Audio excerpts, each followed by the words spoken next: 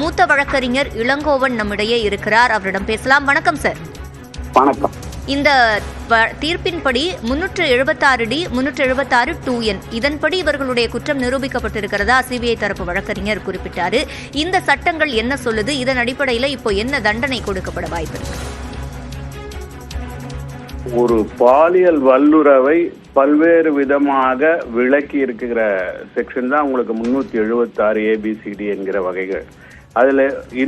அதுல வரக்கூடிய ஒரு பிரிவு என்னன்னா கூட்டு பாலியல் வல்லுறவு, அதாவது கேங் ரேப்னு நம்ம சொல்றோம் இல்லைங்களா.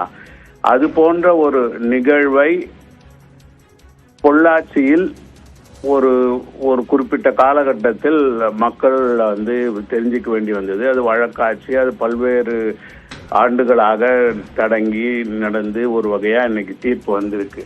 ஸோ இந்த கூட்டு பாலியல் வல்லுறவு அப்படிங்கிற ஒரு பிரிவில் இந்த தண்டனை வழங்கப்பட்டு இருக்கிறது.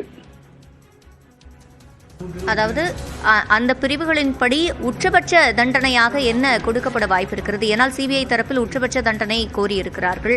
குறைந்தபட்ச தண்டனையாக 20 ஆண்டுகள் இருக்கக்கூடும் என்ற ஒரு கருத்தும் சொல்லப்படுகிறது. இந்த சட்டப்பிரிவுகள் தண்டனை குறித்து என்ன சொல்கின்றன? தண்டனை இப்போ நம்ம ஒரே ஒரு நிகழ்வு,